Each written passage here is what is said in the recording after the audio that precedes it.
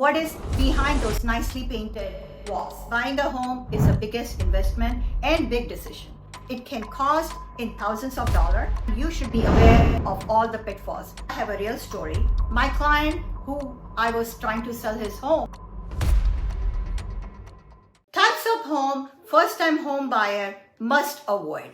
Are you a first-time home buyer and wondering which property should I stay away from? Which one should I totally avoid? Let's hear it. As someone with 24 years of experience in real estate with hundreds of clients, I want to tell you about a few types of properties that might cause some headaches down the line. Type 1. The flipper fixer-upper home. These houses look great on the outside, but you never know what is inside those walls. What is behind those nicely painted walls? Nice flooring and paint can mask all the problems. Get the inspection done and let them look for any clues for problems that might cost you thousands after you close on the home. Second, too close to the noise. Who wants noise? Who wants traffic noise on the weekend, in the morning, early morning traffic hours, late evening hours, traffic hours? It can affect the quality of your life. What's the tip? Check out area at different time of the day and make sure it is quiet and nice. You might be surprised how loud it does get on the house backside of the street. I have a real story. My client who I was trying to sell his home, not selling, with another realtor, he gave the listing to me and I took it. It was a great home, beautifully done, but would not sell. I did not know. So finally, one day, I was trying to just sit there and rack my brain. And guess what? The train comes with that loud noise. Guys, it was so annoying. It went on for 5 minutes. Now I know why nobody bought homes on that street. So guys, had you known that before the train tracks were there, would you buy a home? No, absolutely no. What is the third kind of home you must avoid?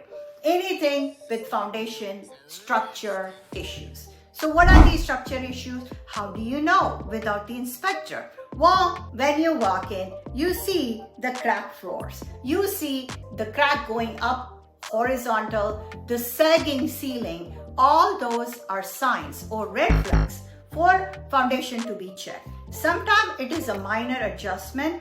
House do adjust during cold time and summertime, but make sure it has not tilted to a level where you have to fix the foundation.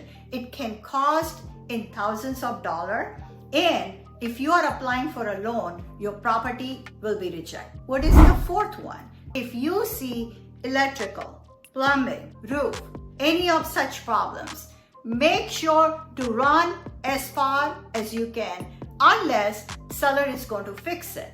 I'm telling you, old houses before 1978 had lead in the paint. After some time, I found a lot of houses during that time with the aluminum wiring. No. Electrical issues, plumbing issues, and older the home, the problems are bigger and they're harder to fix. It can cost you in thousands again to rip apart the wall or the ceiling and fix everything to the standard. These are the homes you don't want when you are just trying to buy your first time home. You want it to be safe and sweet so you can move on with your life. Remember, buying a home is the biggest investment and big decision.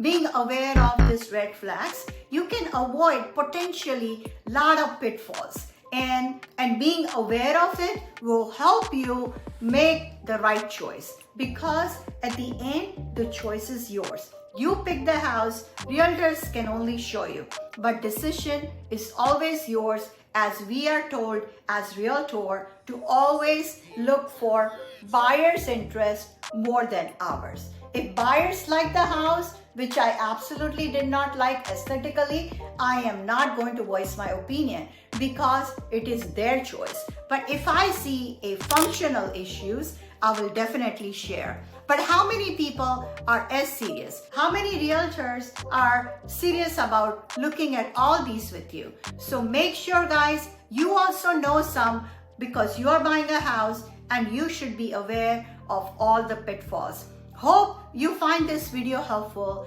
Listen to me every Wednesday and Friday. I'll talk to you next week.